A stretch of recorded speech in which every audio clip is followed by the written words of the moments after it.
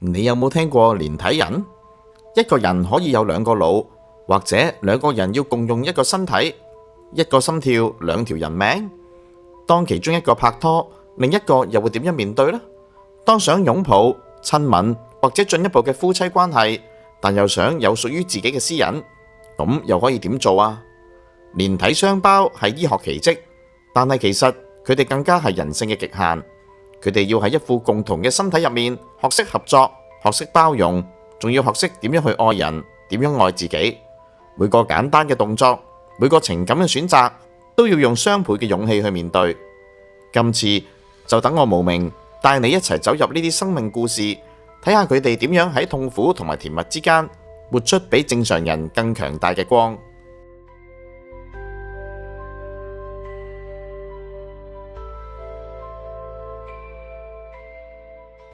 世界上每一日都有無數嘅新生命誕生，但係每當有一對連體雙胞出現，醫學界同埋人類社會都會再次被震撼。根據世界衛生組織嘅數據，全球平均每5萬至20萬次嘅生產之中，就會有一對連體嬰兒嘅出現，但係最終能夠生存落嚟嘅係唔夠1%。醫學研究顯示，佢哋嘅形成係因為單一受精卵喺分裂成為同卵雙胞胎嘅時候，唔能夠完全嘅分開。換句話嚟講，本來係兩個個體，但係部分胚胎嘅組織融合，令佢哋共享某啲器官或者結構。根據結合部位嘅唔同，可以分為胸聯體、軀幹聯體、頭聯體、腰聯體、脊聯體等等。而最罕有嘅係顱聯體，即係頭部相連。呢類情況，全世界嘅記錄都唔夠10宗。由於醫學條件限制，以往大多數連體嬰都好早死，好多更加係一出世就會離世。不過隨住科技進步，外科分離手術技術越嚟越成熟，加上重症嘅新生兒護理改善，而家嘅存活率已經係顯著提高。大約每年全球能夠成功分離嘅案例有30至到40宗。不過有更多嘅父母選擇係放棄分離，因為風險太高，甚至一個錯誤就可能一死一傷，甚至兩個都生存唔到，痛苦終身。所以能夠生存落嚟已經係奇蹟，但係更加令人敬佩嘅係佢哋活得有尊嚴、有選擇、有笑容。呢種勇氣同埋堅毅，先至係真正令到世界讚嘆嘅人類生命力。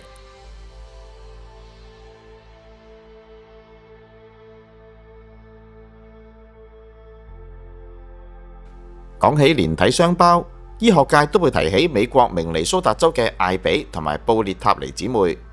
1990年出世嘅佢哋屬於軀幹聯體，兩個腦、兩條頸，但係只係得一個軀體。醫生當時幾乎一致嘅認為佢哋只係得幾個星期嘅命。但係30年之後，佢哋不但仍然好好咁樣生活，仲一齊畢業，一齊揸車，一齊成為老師，成為國際嘅焦點。艾比同埋布列塔尼嘅身體共有2個心臟、4個肺、3個腎、2個胃，但係只係得一套嘅生殖系統，一個膀胱、一條腸同埋一個肝臟。2個人上半身動作完全由各自嘅控制，左邊係屬於布列塔尼，右邊就由艾比控制。要協調行路、跳舞、寫字、游水，全部都要靠默契同埋信任去建立。佢哋2個細個嘅時候成日都鬧交，艾比話去廁所，布列塔尼就話要瞓覺。布列塔尼話要睇書，艾比就話要玩電腦。呢啲生活細節都令到屋企成為訓練場。後嚟佢嘅父母意識到，要佢哋長大成人，首先要學識包容。佢哋細個就被教育要尊重對方嘅身體權利，即使係同一副嘅身體，都要講究禮貌，例如換衫、沖涼、做護理都要講聲，等一等，遮一遮，因為私隱對佢哋嚟講唔代表分開個空間，而係一種尊重。長大之後，感情問題就更加複雜。傳媒經常都問，如果其中一個談戀愛，另一個會點算呢？佢哋嘅回應好成熟，愛情要雙方同意，對方嘅存在唔係障礙，而係見證人。2人曾經公開嘅表示，佢哋希望組織家庭，但係唔會急於追求普通人嘅模式，而係按照自己能夠接受嘅方式去生活。多年以嚟，佢哋都不約而同拒絕外界好奇探問一啲私密嘅問題。佢哋認為身體雖然共用，但係靈魂各自係完整。每次被媒體問到浪漫關係或者性生活，佢哋都會講，有啲嘢唔講唔代表冇，只係我哋選擇保留。呢句說話後嚟被心理學家引用，成為尊重連體雙胞個人界線嘅經典例子。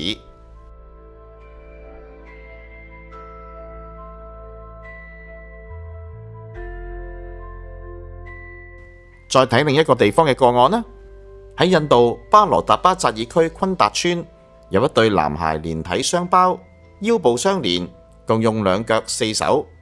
自細生活困難，但係佢哋冇選擇放棄，仲學識用4肢奔跑、打板球、煮飯、洗衫。有醫生提出免費幫佢哋分離，但係2個人都拒絕。佢哋話：我哋係完整嘅一對，唔需要變成一半。呢對兄弟甚至被當地人奉為神嘅化身，象徵2心1魂嘅奇蹟。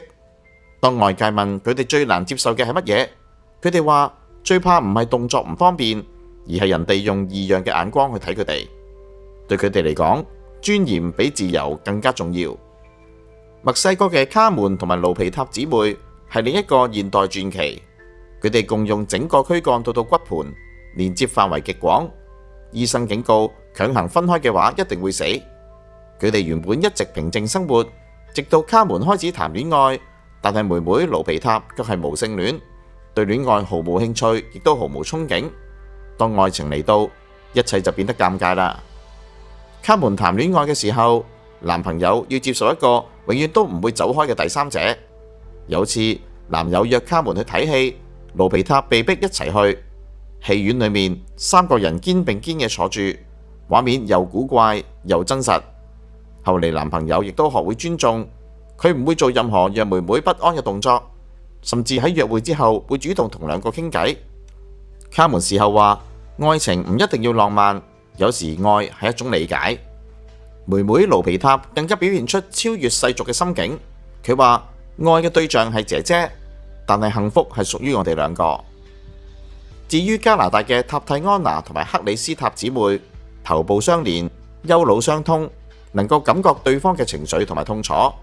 心理學家將佢哋形容為共感奇蹟。佢哋試過開心嘅時候2個人一齊笑，痛嘅時候一齊喊，連夢境有陣時都會重疊。有人問佢哋會唔會想分開，2個人都齊聲嘅話唔會，因為冇咗對方就係冇咗自己。醫學界後嚟用磁力共振掃描顯示，佢哋丘腦之間有神經橋相連，令到2組神經信號能夠雙向嘅流通。呢個案例被列為人腦互感功能研究嘅重要依據之一。佢哋嘅存在就好似人類極致共鳴嘅實體象徵。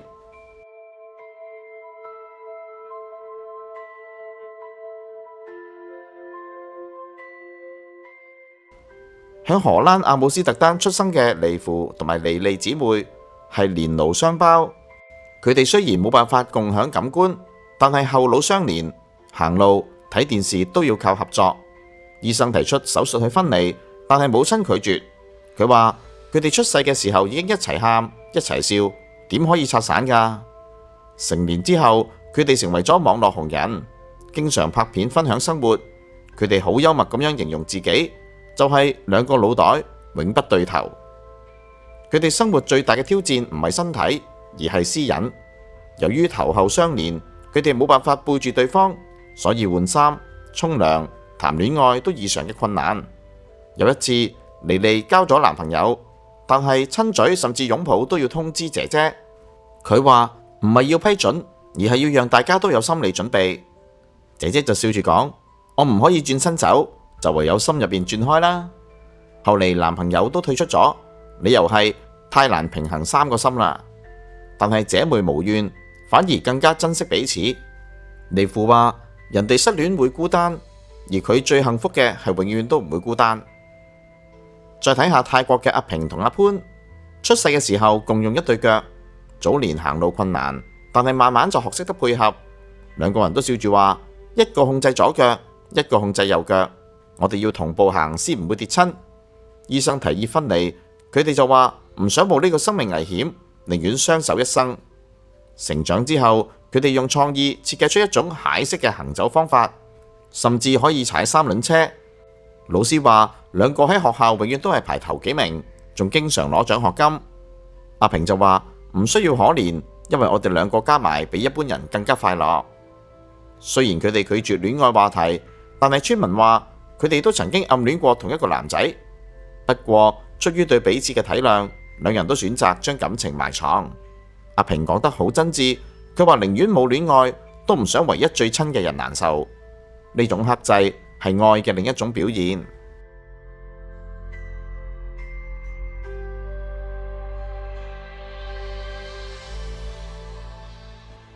最後講講幾對最具象徵性嘅連體雙胞啊！美國俄亥俄州嘅羅尼同埋丹尼兄弟，自1951年出世以嚟，係全球壽命最長嘅連體雙胞。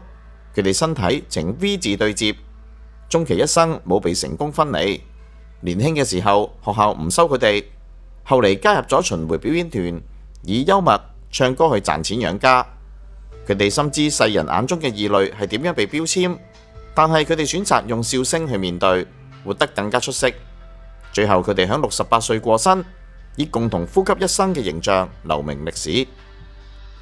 同樣喺美國，出生於賓夕法尼亞州嘅勞女同埋多麗，共用30%嘅大腦同埋主要血管。妹妹天生脊柱裂咗，只能夠坐輪椅，由姐姐去推行。佢哋同樣活出自我，姐姐當醫院嘅洗衣工，妹妹就成為鄉村歌手，多次得獎。最受關注嘅係多麗成年之後有性別掙扎，佢公開承認自己自幼就有性別認同障礙，於是佢改名為佐治，決定以男性身份去生活。外界充滿非議，但係姐姐始終嘅支持。佢話無論你點樣選擇，我都會永遠同行。雖然一個係女仔，一個係男仔，但係兩個人嘅感情係冇改變到。更加微妙嘅係佢哋點樣面對戀愛同埋私密嘅界限。勞女承認自己有過男朋友，甚至有過親密嘅行為。當傳媒問多麗，即係佐治，佢點樣處理呢啲嘅時刻，佢平靜嘅回答：我會聽音樂，令到自己遠離現場。關鍵唔係尷尬，而係要信任對方嘅決定。